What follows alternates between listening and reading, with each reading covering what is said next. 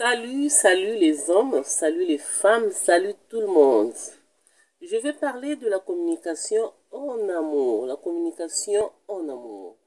Vous savez que généralement quand on rencontre un partenaire, au départ là, on s'est dit beaucoup de choses.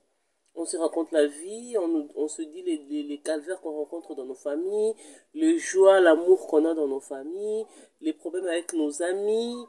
On dit tout à son partenaire. La femme dit tout à son partenaire, l'homme aussi dit tout à la femme, et patati et patata. Après, quand vous vous mettez ensemble, vous décidez de choisir de vivre ensemble, les cachotteries commencent. C'est bizarre. Mais culturellement, c'est inscrit comme ça en Afrique. Lorsqu'un homme parvient à conquérir le cœur d'une femme, c'est fini. Ils ne sont plus amis. Toute l'amitié qu'il y avait avant diminue. Il y a des secrets. On ne s'est dit plus grand-chose.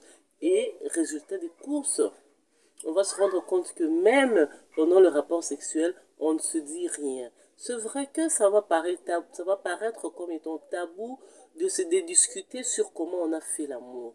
Parce que on a un problème de communication. Voilà pourquoi on pense que c'est un tabou. Ce n'est pas un tabou.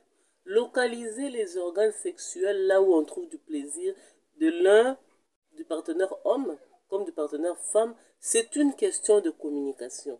Mais lorsque nous parlions, lorsque nous nous étions rencontrés, on parlait de tout et on s'éteignait même parfois. Mais il suffit qu'on puisse attraper la routine. C'est-à-dire qu'au bande de la vie, on a eux comme un vrai chaque jour, tout ça la kamakamomoko, ça commence à poser problème. On est en relation, pourquoi? On veut seulement être à deux, avoir la chaleur d'être deux, ou bien on choisit aussi de tout partager.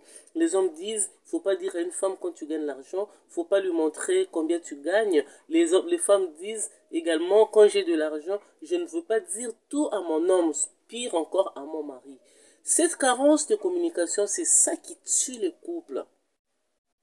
On a donné que deux, trois petits exemples qui ne sont pas radicaux, mais le manque de communication, ça tue carrément le couple. Et quand ça tue les couples, vous restez parce que mon kilibatubalaka 2, vous restez parce que dans la vie, il faut avoir un homme et une femme qui se mettent en amour et tout ça. Mais il faut communiquer parce que le manque de communication, ça impacte énormément sur votre vie sexuelle. Au point que tu ne sauras jamais dire à ton partenaire quel est le point le plus important pour toi où tu pourrais sentir le plaisir. Gardons ça, communiquons dans nos couples et soyons conséquents. Sans communication, rien ne sera fait. On aura tout perdu.